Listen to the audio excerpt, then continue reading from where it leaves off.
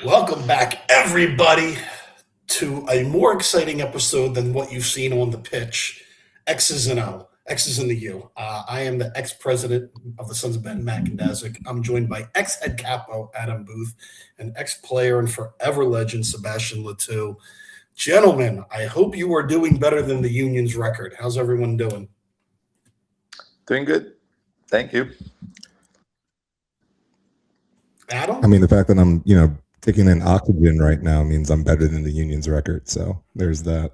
That's very true. In this episode, we are coming from three different states. Adam, you're in lovely South Carolina. Sebastian is in Atlanta, Georgia, with the team getting ready for the radio broadcast, and I am in the fake ass town of National Harbor, Maryland, looking out at I think it's Virginia. I'm not sure, but yeah. So we're bringing this from coast to coast, well, just the East Coast. But anyhow, let's get into it, guys. I mean, home against San Jose. Uh, Timo, man, woo! But no points, no organic goals in three matches in the MLS. Uh, Boda opened it up in the 59th minute, assisted by Timo. That was a really nice pass. I can't take anything away from San Jose. They're tied for first in the West for a reason. But we did outshoot them 13-7, and we had 11 corners. So I don't know what's going on. Who wants to take this? Tell us what was going on with that game. Seba? Oh, Adam, you got it. All right. Well, let me tell you something.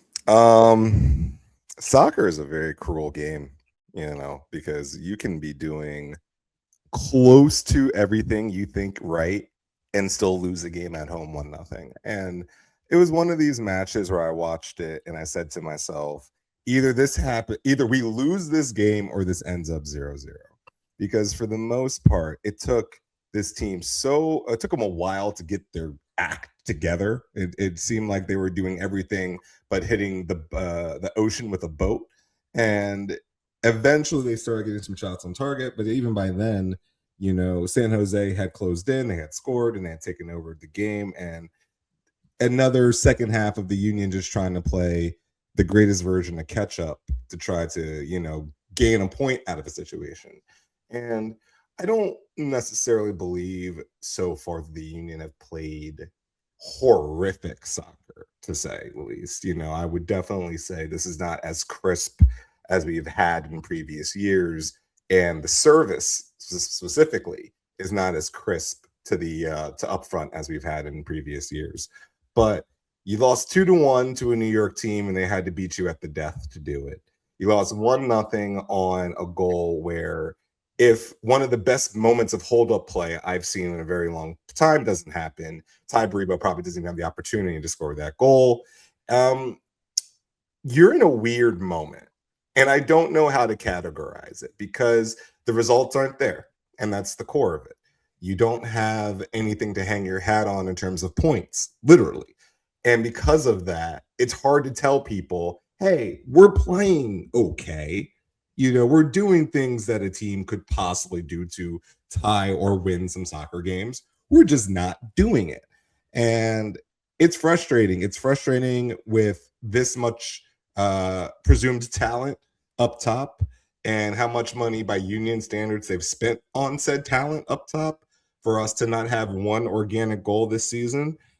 That's disappointing. Is it encouraging that you've only given up 4 goals? Maybe. I can almost say, okay, cool. That's something worth noting.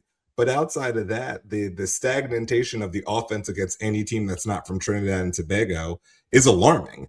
And you have to kind of really look inward and say, what is the reason why our top strikers that we've signed are number 10, our forward that we converted into a number 10, why aren't they getting the service they need, and why can't they get this ball on target, let alone in the net?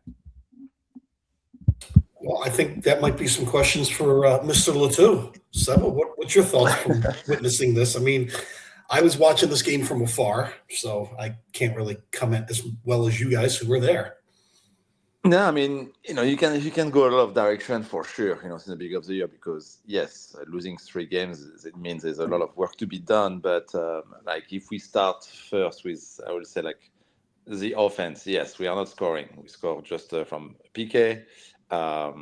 We create, I think, the first bigger opportunity in that game at the end by Vasilov, who got like a nice shot and save by the keeper, and it was right before halftime. But before that, we never really created anything, and I feel like it's a bunch of different things. First, yes, we have new guys in front, new kind of like chemistry you need to build.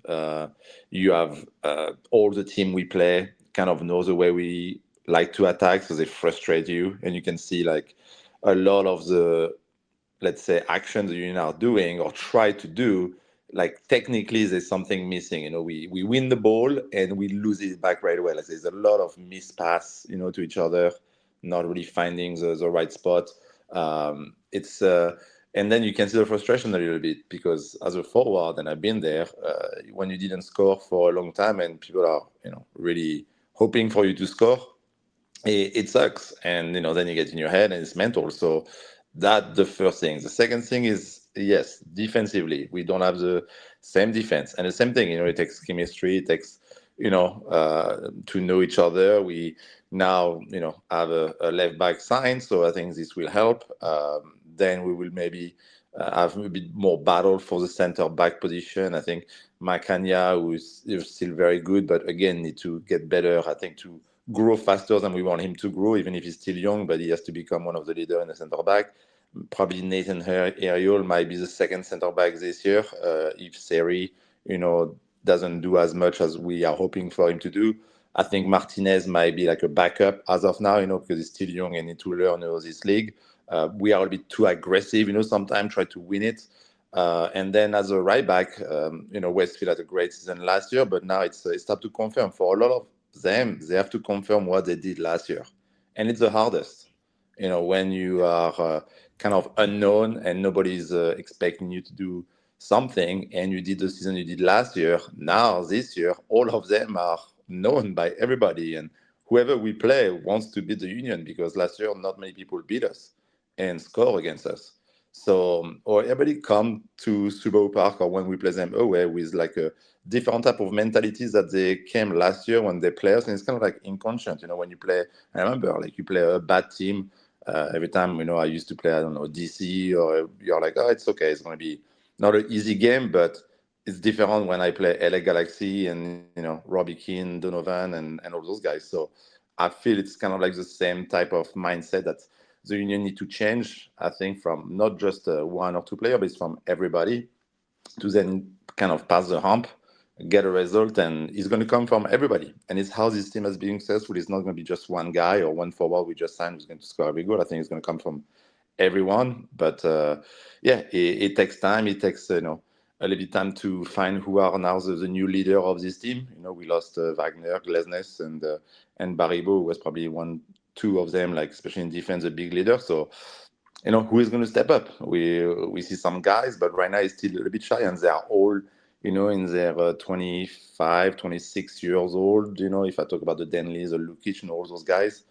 somebody need to maybe become more a leader of this team. But again, it's the part of a season. So hopefully we click much quicker, and we play more with a team spirit than we saw last year. But there's a lot of different things. But yeah, we can criticize. Yeah, we don't score goals. We can say, we take goals in defense, but we are close. I feel like it's a lot of little things we need to adjust, but I'm not too worried, because I know what they did last year, but now it's just a different mindset I think this team needs to have to kind of like become a real team this season. Yeah, and I find it funny, because if you thought about the beginning of the season, losing Kai and Jacob, that the defense might be the trouble. But really, in reality, in 3 games, they've given up 3-4 goals. It really isn't. 4 goals in 3 games.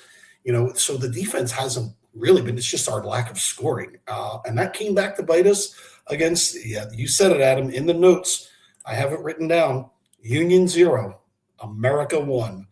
Club America came in. Not only did they come in force on the field, they came in force in the stands. And to me, it looked like they came in force with the referee, too.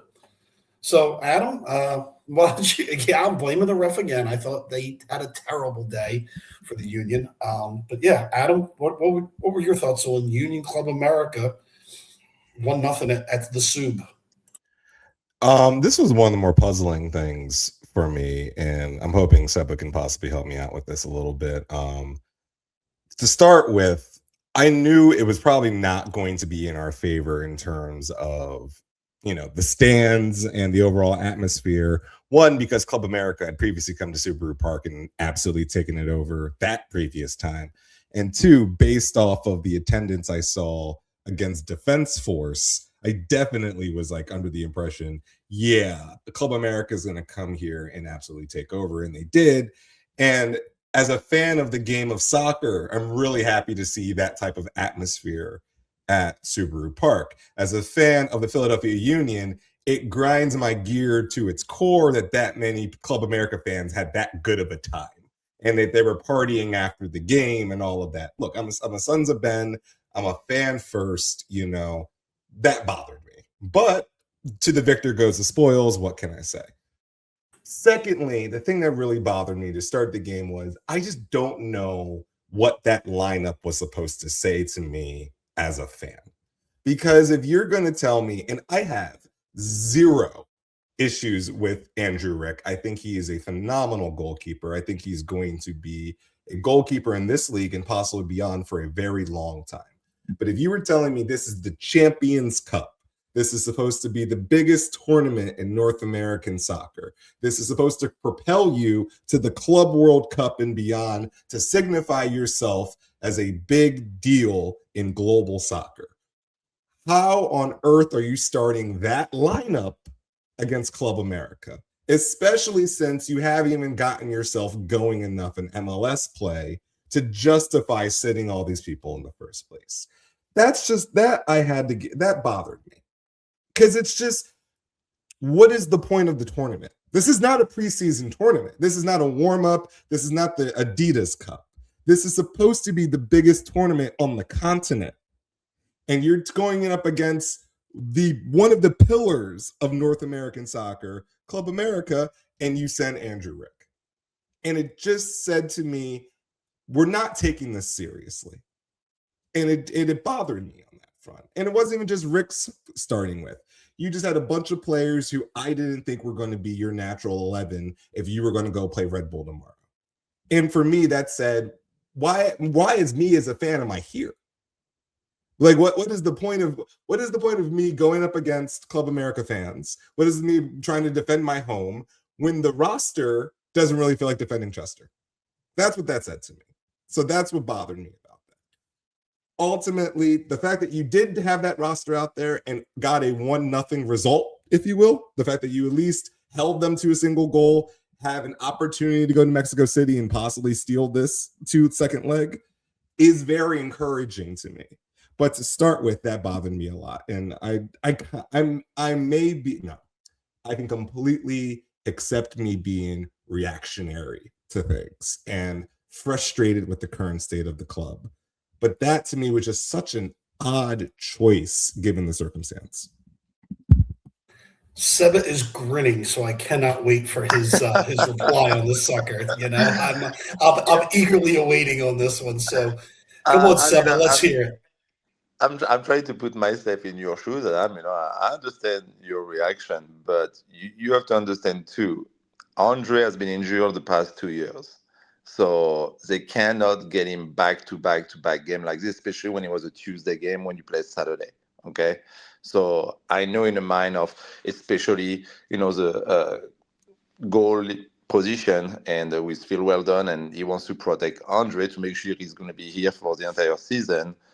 He had to, manage him a little bit physically. And there's a lot of discussion, happening, everything. And Andre knows it. We're going to play tomorrow Atlanta on turf. It's not, the same. And then maybe he's going to go to Mexico and play over there. But it might be Andrew as well. It's a big management right now in the goalkeeping. And we saw Andrew Rick last year did very well. And he gave us, reason. I think he did good during the game. There's nothing he can do about the goal, who got scored against him on Tuesday. So I understand your frustration, but For me, I'm laughing just because I know that it's normal. It didn't surprise me to see Andrew Rick starting on Tuesday. But then for the other choice, of guys starting, I was not surprised as well, just because, like you say, we are not doing so well right now. So as the coaching staff, and I think Brian Carnell wants to kind of see if he gives time to, let's say we saw Cavan, Sullivan starting, and he changed a little bit of like guys in the back and everything. Who is a guy? Sometimes there's a guy who's going to step and bring some, bright side to this team and something that we are missing. So he's trying those guys to be like, hey, I'm giving you some time. So then, if you deliver, fantastic, you will probably play again and, be more involved with the first team. But if nothing happened, what they are supposed to do instead of, like we saw in the past couple of years, still starting the same team over and over again, even if you don't have the result. And then you are like, why does he then play those guys? Why doesn't he give him a chance? So you see it both ways. I understand, yes, you would like to start for you the best starting 11 all the time, but since the team is not winning, as a player, if I'm a player on the bench who bust my ass off, at practice every week, and right now, since the team is not, let's say scoring goals and deliver a win, yes, I would like to get my chance to play, which I think he give a lot of that to anybody in a team. So now in a roster, it's a healthier, I feel like, vibe that I've been in a team that coaches still play the same guys, even if you lose. And if you're on the bench, you're like, what the heck? Why am I here? He's not never going to play me, even if we lose 5 in a row. Like he's going to keep the same guy. So I think it was nice to see a lot of different players, and it was nice to see Dinga playing his first game as a left back. I think it's going to be a huge help, and kind of like put him right away into the mix because it's what he wanted to do. So not the result we wanted. I think we saw some good stuff, but still, I think we are still building, and I think it was good to play Tuesday to kind of like get back into the groove of playing. And even if it's a Champions Cup, and I don't think that are going to win the Champions Cup this year, don't get me wrong, but I don't think it's where we are now. But when you saw the result of all the team, you saw Vancouver losing 3-0 at home with their best team, you know, and you're like, okay, we didn't start ours, but they start their best. Now they, need to, recover to play on Sunday. So everybody has a different, mindset, but you can see, like, even if we, for you in your head, it was not the best team on paper, we just lost 1-0 against, I think, a very good team of, Mexico, who came and did what they do best, which was, be professional, have a win. And my only thing about the game, and I was very confused, like you said, I think it was about the referee. When the goalkeeper got the pass back and he put his Achilles, which is very unfortunate, but why do you whistle and stop the game? And then gives the ball back to the keeper who came on the game. I was like, this is incredible. I'm like, I don't understand this call. Because if it was Ilosky pressing him, score from that. Is he going to whistle and not accept the goal because the goalkeeper injured himself by himself, not even getting touched by Ilosky to score? I will have really lost it if we have scored and the referee will have called back the goal because of the injury. He didn't score, but I was so confused about some of the call in this game by the referee was like suspicious a little bit. Oh, it was definitely suspicious. But I have a couple comments on both your commentary. Adam, I don't know if you heard this, but Sebastian Latou has just turned Andre Blake into Joel Embiid. No back-to-backs, load management, but I guess that's where we're at. So in Rick we trust. That's where we're going. The two highlights for me in this game, the low light was definitely the referee. Let me ask you a question. Do you want Andre to play the full season and maybe a World Cup, or you want Andre to ding, ding. play every game now, and by April 15 is injured and out for 6 weeks? I would have liked to have taken Dre versus Club America and rested him against a last place Atlanta team is what I would have liked to have seen. But I do think, and you said the magical words, World Cup. Jamaica's got that World Cup qualifier coming up, and I think Dre's like, this is my last chance. Like, so let me ask you a question now. What is the most important for you guys? Passing the next round to the Champions Cup or getting a win in Atlanta? I'm going champ. I'm going every tournament because I don't think this season's going to look good. So if we get any kind of trophy, I'm going for the immediate trophy. That's what I'm going for. A little selfish, but I'm just saying. And then I just think the highlight was Digna and Kevin. What's that, Adam? Bring your mic closer. Yeah. No, are we not in the U.S. Open Cup this year? Like, what are we? I got it. No, I mean, what Seba is saying is correct, and ultimately, I agree with and to play the result's fine. All things considered, only losing 1-0 to Club America at home, there is an infinitely worse way that match could have gone. I would have just not played him against. Or here's the ultimate. This is all playing results. If you get a point against New York, or if you actually get a point against DC or one of these situations, I think I would have been more inclined to say I will bench him against San Jose and I'd play him against Club America if I'm going with Andre. That's what I would have done. But I know because you're already 0-2 in MLS play, you needed to try to get a result at home against San Jose. So I get that. So I get the whole premise of it. It's just, to me, it's like if I'm watching Chelsea, right, and I'm watching them compete in the Champions League, I don't really know how much, we're going to experiment with the starting 11 of them going up against PSG. Now they could, and I'm okay with that. That's just my personal look at it. But your explanation is 100% sound and makes 100% sense to me. So in that retrospect, I really don't have that many qualms with it. But in the original, especially as a person who was at that moment deciding if I wanted to drive to Chester that night, when I saw that lineup, it didn't necessarily give me let's go out there and let's give it the good old-fashioned try. Again, results made me seem results humbled me, but that was my impression. Well, and we're going to get to Atlanta, but Seba mentioned this, and now I have to have him do some investigative reporting since he's down there. You said with Dre playing on the turf of Atlanta, but I was under the impression they've got natural grass because of the World Cup, that they've already installed the natural grass. Have you been to the stadium yet, or is that tomorrow when you go? No, I didn't go to the stadium, so I will see tomorrow. I'm not sure if it's a grass or turf, but it looked like it was on the last game they played against Salt Lake. It looked like it was still turf, so I'm not sure. Yeah, I'm curious because somebody told me that they installed the grass, and I guess they have the Megatron's butthole is open so they can, get sunlight on it. But that's something I'm curious about. But why don't we get into it? The Philadelphia Union, their next match is against Atlanta United, which used to be something you get up for in a rivalry, but it's a mid-afternoon game, and Atlanta is 0-3-0 as well.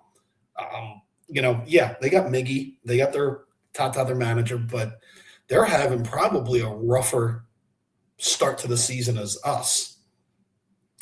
Who wants to take this preview of Mighty Union versus Atlanta United? What are we thinking here in the battle of the bottom? I go. Bottom. Yeah, I mean, like you say, Tata Martino, new coach. He has a style of play which I think he like to press, and win the ball high and play fast, forward. So I think Atlanta has a very good offense, a lot of talented player, but again, chemistry and everything, they didn't click yet, and you don't want them to start clicking against us because they are, pretty strong. Then, defensively, I don't think they are as strong as the offense. It's probably like their weakest. But I kind of like the matchup because they are the back, to get a win as well, but they're at home. And so they are going to try to probably get the ball, and hopefully will play in the hands of the Union, that we can hit them on transition and, kind of get some of the goal like Salt Lake City did last weekend, and, play behind their defense, go quick and score and counter-attack, and then kind of cut the legs of the Atlanta United team. So they give up 3 goals last weekend. So that they are not very confident defensively. They are going to try to score, and they can score. But I think I like the matchup. I like our chances, and it's not to be easy again. They're going to come here with some fighting spirit right away. I feel like the pressure coming right into front of the goal right away. But if we are strong together and we play as a team defensively, because I think all the year and I played and when like the past couple of seasons we have been very strong is because first defensively we are a very strong team. So can we like come back to that basics, and then I think the goal will come. All right, Adam, your thoughts on Mighty United? I like to think that Atlanta is a case study on true parity in our league because uh, Atlanta came on into this league with their hair on fire, and I was pretty sure that if they kept that momentum, if they kept that vigor, they could be a juggernaut in this league for the next 20, 25 years, just based off of their start and momentum. It's obviously not sustained itself. They are still one of the best attended clubs in the league, and they still have a really solid ownership group as a whole. But this shows you how much true parity is in MLS, where a team that has that many resources genuinely is trying to win can fall into a position where they are. That being said, I think Seba said is 100% correct. There's an element to a team that is desperate playing at home, and that is exploitable to another team who's desperate playing on the road. And I believe that we all agree that the Union are not their record. And we can also agree that maybe Atlanta is not their record. But at this stage, I think this is the perfect scenario for the Union to try to get themselves back on track and get 3 points. You got a team that's desperate. You're desperate. You got guys who are desperate to get on the score sheet to prove themselves, to establish themselves in the lineup. And you're against a team that is struggling and is really struggling and mentally might not be there at the moment. If you can be the mentally tougher team in this moment, and you can look at your early season follies and maybe take the fact that you had two really strong matches earlier in the season against Defense Force that Atlanta hasn't had, and take that and use that to go into the Dirty South and come out with 3 points, I think that could be a huge catapulter for the rest of the season. It's going to be a huge litmus test for both clubs, really. And I think if the Union go out of Atlanta and don't get 3 points, there's going to be a lot of questions, or not even just a point. I think there's going to be a lot of questions on the current state of this roster and, what's moving forward. There is so much turnaround and turnover from the last year's roster. I was just thinking while we sit here of how many players were on this roster 3 years ago, 4 years ago. And it's just a lot of new faces. It's going to take a minute to get them all on the same page. We just got a left back a couple of days ago. And it's only frustrating because you would hope more of this would have happened prior to the season beginning and more of a process of coming together before we got to this stage. But there's still a lot of season left, thankfully, in MLS. And this could be the beginning of something if they could, put something together and get 3 points in Atlanta.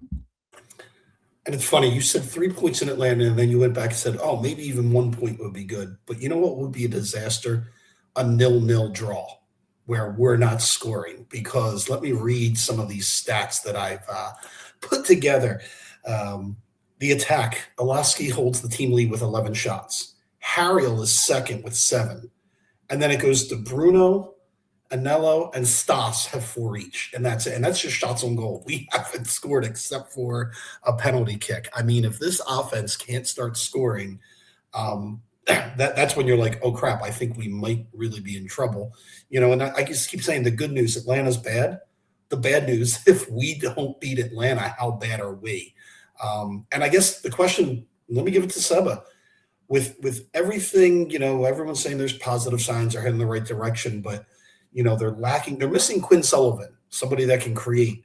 Does Bradley have to give his younger brother, 16-year-old Kevin, does he have to give him more time? I mean, he looked pretty good against Club America. Does Kevin get a start against Atlanta and try to become a creative force for this team again? I don't think he's going to start yet, but we can probably see him like starting maybe more game like we saw on Tuesday in the Champions Cup, to kind of get some sparks going on and coming into the game where you need something. But yeah, I think, more he starts, more he's going to learn, but I don't think he's ready yet to start all those games. But who knows, I'm not every day, at training. There's a lot of things going on, but I think he has to come, like we said, like when we have, now hopefully like a structure of our defense like set. Hopefully Dinga is coming and understanding the way we play, understanding like especially like the pressing part of the union and winning, and play, quickly. If he can start delivering some crosses to the left, be more a threat offensively, having Westfield back on the right, and then being let's say a little bit better into the midfield part, connecting passes, I think we could be good. But Cavan, yeah, is one of the options. But again, I think it's very healthy to have like these teams this year because anybody can play. Whoever deserve it will play, and I noticed that with Brody Cannon and his staff. It's what they do. They play for them who deserve it, who make it, at practice, makes the effort, make like the run. Like sometimes, we saw sometimes guys, with the frustration right now, and they don't do exactly what they were doing last year. So you can see it's normal. Like things change, but I think we are going to see always who are the most deserved starting 11 each game from whatever past game plus what's going on each week at practice. So we'll see. But yeah, I like our chances against Atlanta because it's a nice stadium. It's a team we're struggling, and I think we have them at the perfect time to kind of like start our season. And in bigger news in Atlanta, the city of Atlanta is reeling. They're not having a good time because Adam, have you heard? The Atlanta Hawks have canceled Magic City Monday. They canceled the event. They bowed to the pressure of the NBA. I think this is a chance for Union Marketing to pick up the mantle and get Lou Turks to be a sponsor at the SUB. I think this is something we need, especially with attendance dwindling against Club America. If we had the fine people of Lou Turks on the sideline, just like in that movie, The Replacements, we might have drawn more people, How much time you got, Matthew?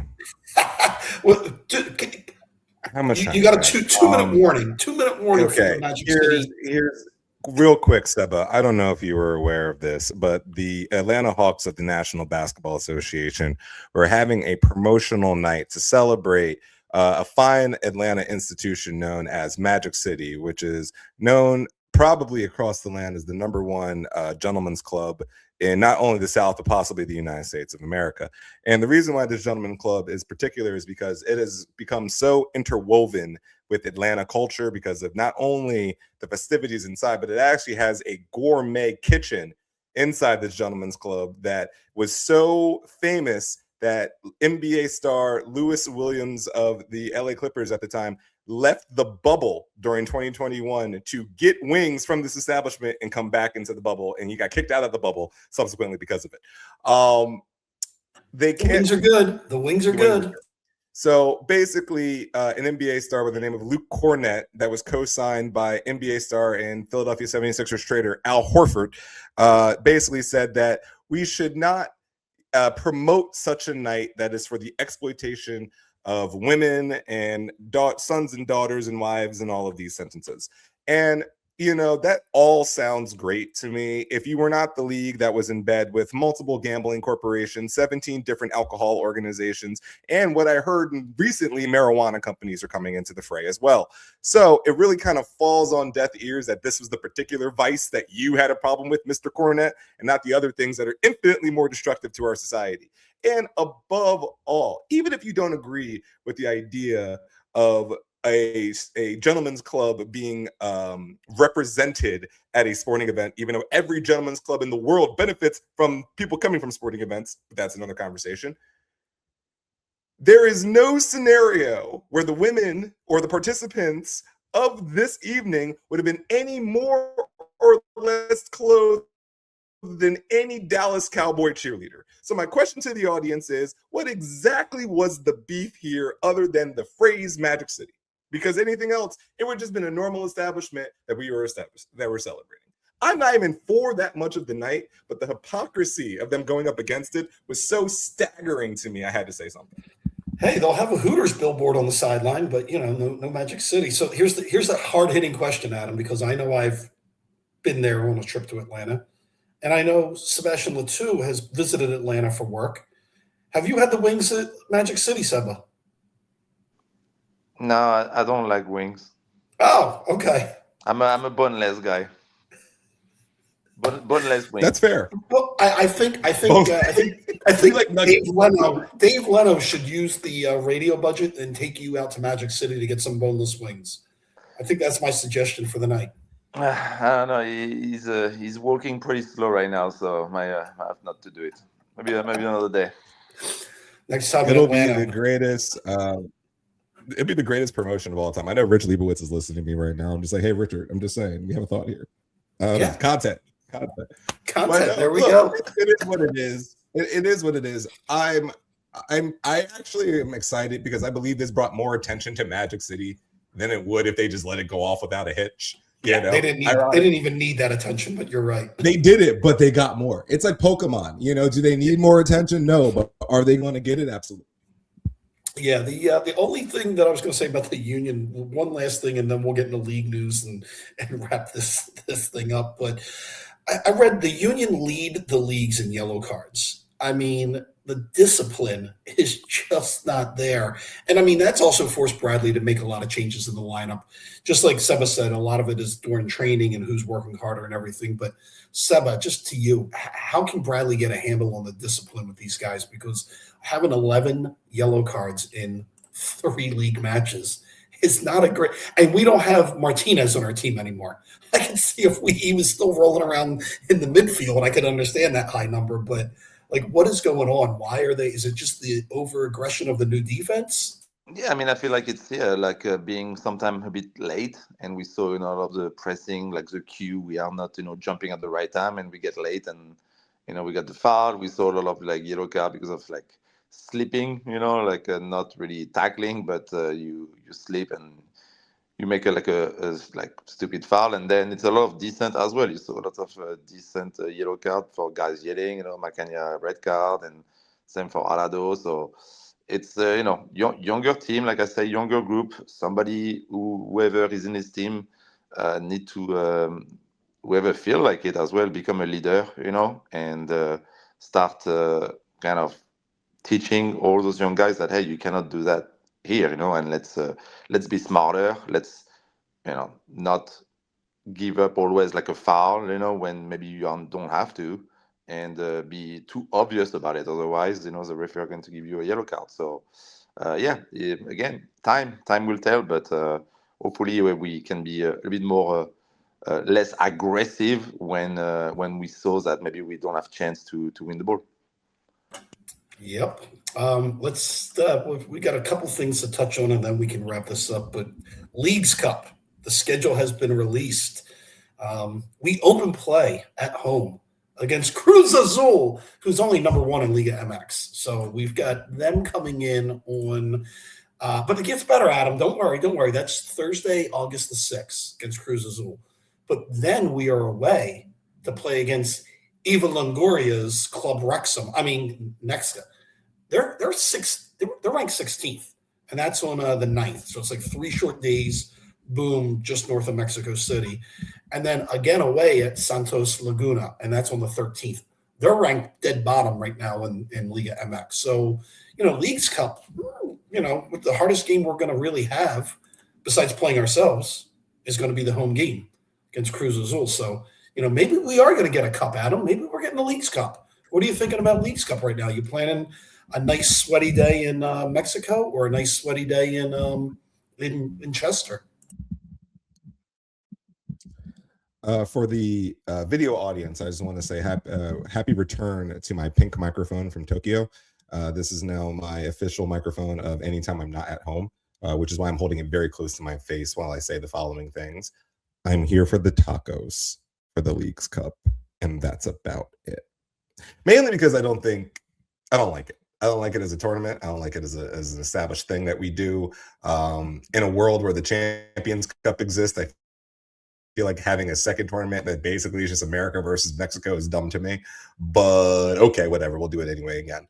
That lineup sounds difficult. I mean, even so, we don't know where they're going to end up with their league play. Right now, they're not doing well, but we'll see where they are in August. But yeah, look, I'd rather have had more more games in Philadelphia, but I'm happy that they're actually playing this out of our boundaries for once. That's fun.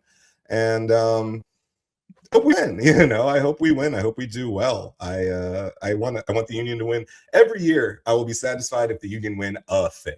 Just win a singular thing for the rest of my life, Union, and you will make me a satisfied Union fan. So if that's the destiny of this team, to win the League's Cup, let it be. But it still will never supersede the US Open Cup to me in my heart, and that's real. Seba, thoughts on Leagues Cup? And do you get to go to cover this, or are you staying out of Mexico in August?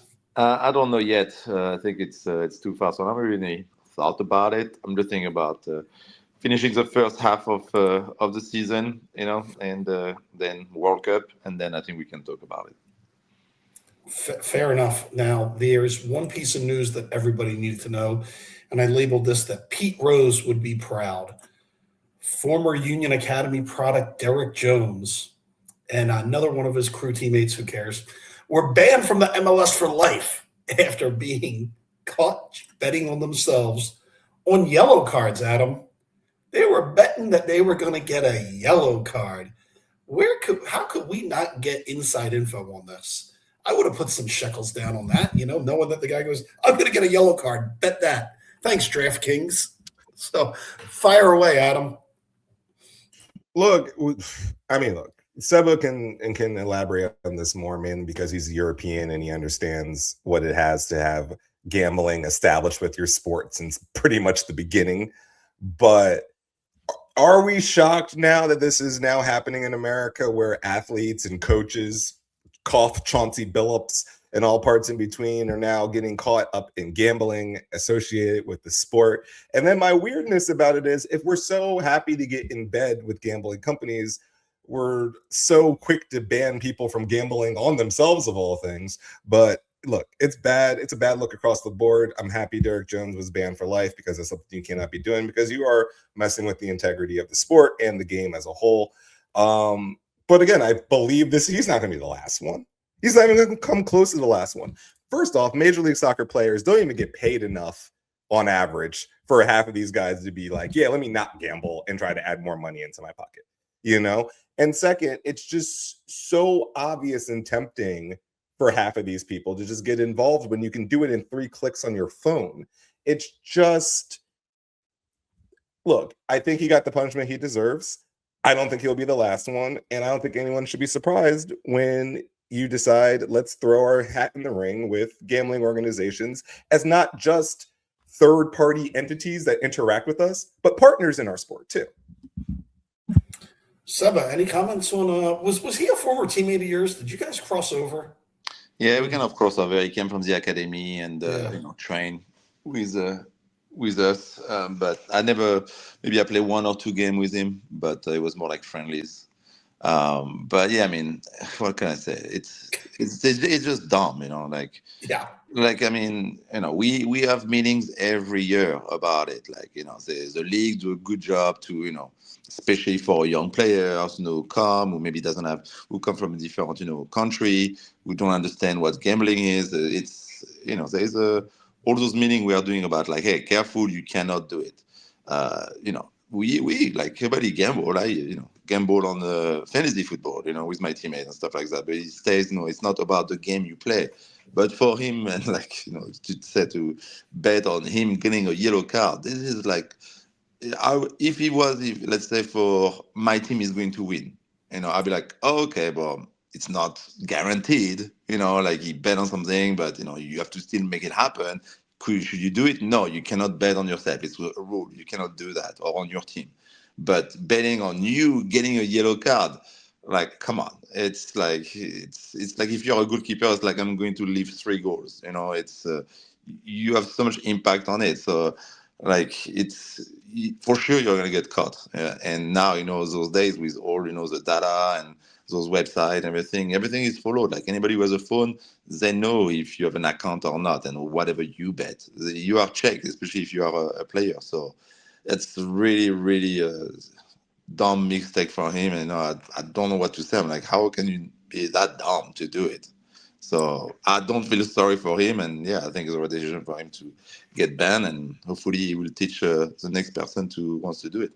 I just can't believe the academy hasn't taught these kids how to get a burner phone, but that's a whole other subject. The last thing I have before you guys can warm up is I just want to tell everybody I had a chance to go to an FA Cup match, Adam, in the lovely borough of Wrexham.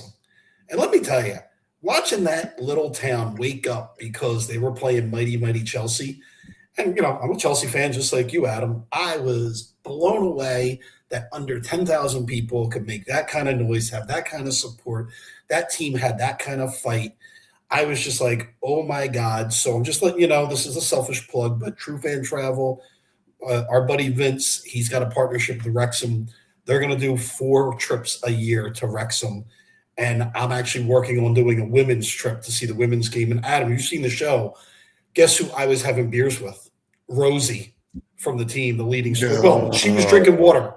But yeah, so I mean, when you go to this town, it's like you're thrown into the thing. Like it was hung out with that guy Wayne Jones that owns the turf. Like you've got to if you like soccer or football, or you like the show, you have to go. It was awesome, and it's now my mission that we're going to do a pod there at some point. Once you guys get your fatherhood situations and nannies and everything, we are going over because it is a damn good time in Wrexham. So that's all I wanted to share. It was great. And even though Chelsea got the win, I actually felt sad because I was at the point like you're pulling for Wrexham at this point as a longtime Chelsea supporter. And then the last thing I'm going to say about Chelsea is, Sebastian, congratulations. PSG whooped the living crap out of them. Good job for your squad. I was going to ask what happened Wednesday. Oh. Wrexham took them to they ran the legs off of them. They just weren't ready. It was the Wrexham effect, I should say. It's like you gotta give Seba credit for 2 things because Arsenal also beat the shit out of us too. So that was 2. I was trying not to bring that up, but yeah. So far, Seba's winning the pod. The pod. Yes, I am. Good year so far. Just the Union needs to get up, and we are perfect. Look, Adam, it's our fault. It's not Seba's fault. It's our fault. Look, all I'm saying is let Italy not qualify for the World Cup, and this might be the greatest year in Seba's life. Oh, guys, I'm for Ireland. Let's go Ireland to qualify. It'd be fun. I'm trying to hope for Poland to qualify. Go Ireland. Go Ireland. Oh man, and that's for Irish Robbie, right? You're rooting for him. Yes, sir. There you go. Guys, do you have anything you want to say to wrap it up? To plug anything? Tell people about your life. What's going on? Anything before we say goodbye? No. That's been gaming, and happy St. Patty's Day to everybody. Yeah, Adam. Happy St. Pat's Day to everybody. That Frisbee team that I half work for still, their schedule just dropped. So if you want to come out, hang out with us sometime in like Mayish. I just designed the new jerseys for this year. They're fire because I made them. And yeah, other than that, go you. My birthday's in 2 weeks, so that's cool. And my son just turned 1 year old, so that's also cool. Well, congrats to Leonardo. But the big question is on the jerseys, do I put booth 26 and I get a discount on that thing? Thank you. Appreciate that. Honestly, I don't even think I get a discount on them, and I made them. So I for instance, I had to buy last year's. I don't even have the jersey I designed last year because I was asked to purchase it. So that's a great this one, but it's going to be heavily discounted. That's a good way to end this, though. So everybody, thanks for tuning in. This is episode number 56 of X's and the U. Tune into the television show on Apple, but turn the sound down and turn on 97.5 so you can hear Sebastian Letou and Dave Leno just commentate the hell out of this game so we get our first win. All right. Thanks, everyone. And go you. Yeah. Shout out to the boy Sean Brace for getting a full-time gig back at 97.5 The Fanatic. So to our former executive producer, congrats on going home. Congrats, Brace. Now, can we talk some soccer and not get back to the Eagles? Thank you. Everyone, thanks a lot. Seba. Talk soccer. Seba, thanks. Adam, thanks. And we'll talk to y'all soon. Thank you.